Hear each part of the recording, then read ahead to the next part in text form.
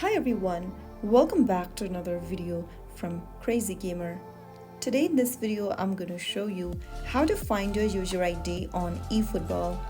Whether you are reporting an issue, adding friends or entering a tournament, your user ID is a must-have in eFootball. First of all, launch eFootball on your mobile device and then once you're in the game, wait for the main menu to load completely and then click on Extras at the top right corner. From the Extras option, tap on User Information. Now click on User Personal Information option.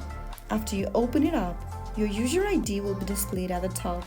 Tap on the Copy User ID button at the bottom in order to copy your user ID.